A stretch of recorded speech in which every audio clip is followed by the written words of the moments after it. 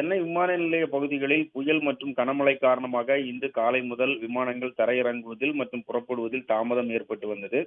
ஒரு சில விமானங்கள் நீண்ட நேரமாக வானத்தில் வட்டமிட்டு தரையிறங்கி வந்தன. அதனைத் தொடர்ந்து ஒரு சில விமானங்களின் புறப்பாடு முற்றிலுமாக தடையும் செய்யப்பட்டது.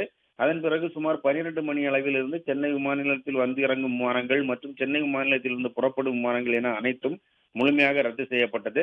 முதலில் அதனைத் தொடர்ந்து மாலை 5 மணிக்கு பிறகு மாலை 5 மணிக்கு பிறகு இந்த விமான சேவை துவங்கும் என தெரிவிக்கப்பட்டிருந்தது.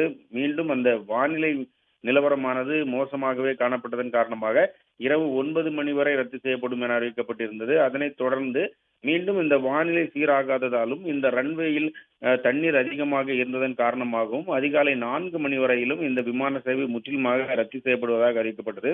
இந்த நிலையில் தொடர் மழை காரணமாக விமான ஓடு பாதையில் மழைநீர் குளம் போல் தேங்கியிருந்தது. அதனைத் தொடர்ந்து விமான நிலைய பணியாளர்கள் ஓடு பாதையில் இருக்கும் அந்த மழை நீரை அப்புறப்படுத்தும் பணியில் ஈடுபட்டனர். அதே வேளையில் முன்பதிவு செய்து விமானத்தில் பயணிப்பதற்கு தயாராக இருந்த பயணிகளும் விமான நிலையத்தில் வந்து நீண்ட நேரமாக காத்திருந்தனர். அவர்களுக்கு இந்த விமான சேவையானது இன்று காலை, அதாவது நாளை காலை 4 மணிக்கு பிறகுதான் துவங்கும் என்பது தெரிவிக்கப்பட்ட பிறகு மாநகர பேருந்துகள் மூலமாக அங்கிருந்து அனுப்பி வைக்கப்பட்டனர். மேலும் சில பயணிகள் விமான நிலைய அருகில் உள்ள விடுதிகளில் தங்கியுள்ளனர். மேலும் சில பயணிகள் இந்த விமான நிலையத்திலேயே தங்கியிருக்கும் காட்சிகளையும் நம்மால் காண முடிகிறது. தற்சமயம் இந்த விமான நிலைய ஓடுபாதையில் உள்ள தண்ணீரானது சுத்தமாக வடிந்துள்ளது. மற்றும் அதன் சுற்றுவட்டார பகுதிகளிலும் கடந்த 3 மணி நேரத்திற்கு மேலாக மழையின் அளவு குறைந்துள்ளது. ஆனால் இந்த காற்றின் வேகமானது தற்சமயம் விமான நிலையம் அதன் சுற்றுவட்டார பகுதிகளில் சற்று அதிகமாகவே காணப்படுகிறது.